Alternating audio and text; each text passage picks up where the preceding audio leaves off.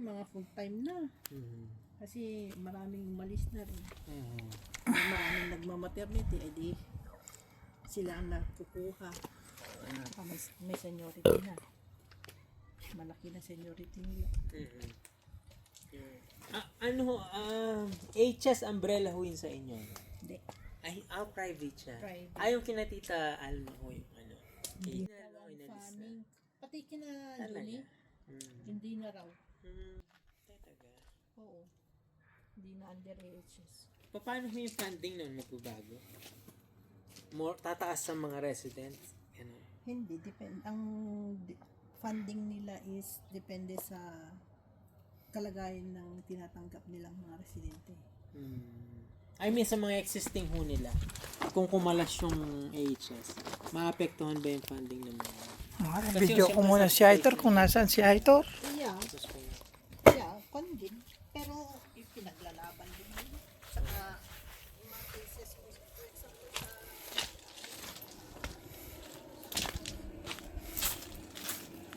Hindi ko pala makita.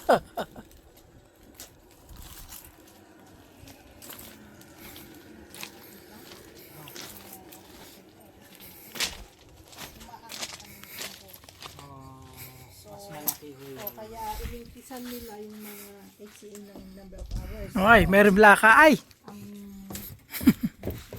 Hindi ko lang ako nakita ng mga Pero ang mahirap naman yun sa mga staff. Kasi kung mas mabigat yung pakwit.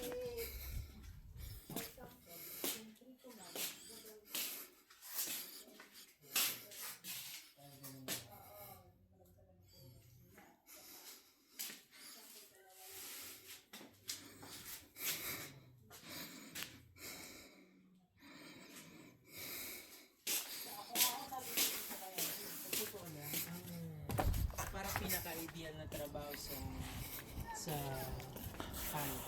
Kung ayaw mo na mag-upgrade, ang pinaka-ideal na trabaho sa Canada, ano po, HCA. Kasi pwede ka mag-double job.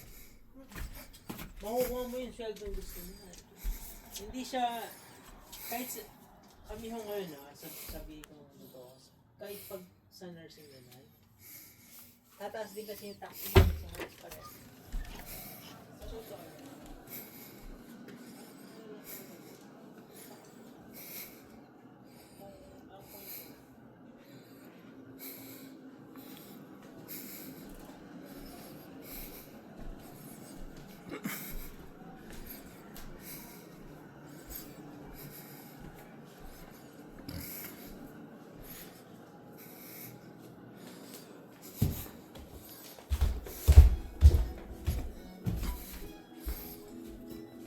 Hey, are you alright? Huh? Huh? It's okay.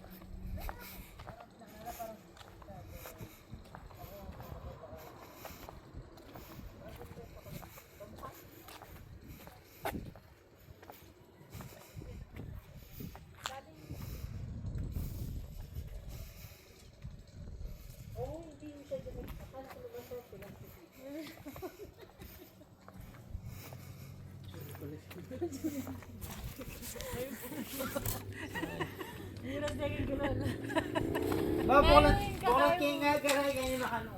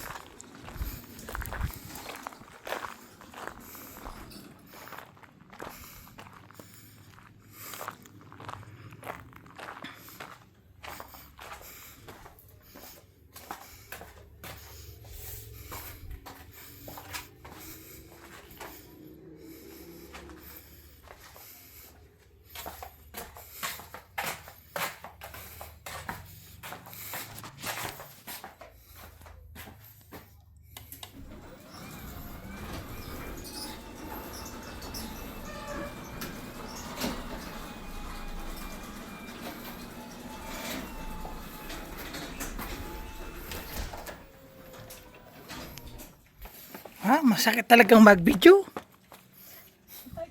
Tayo di ba may kadulot to? Hmm. Di ba?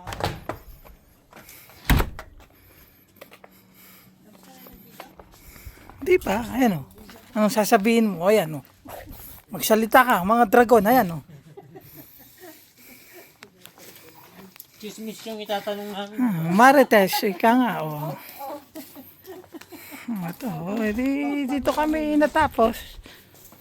Itapos mo na hanggang Yan, hipon. Ay, syempre, pakita ko na may... parang yung audience mo kay kabalatong. Kabalatong.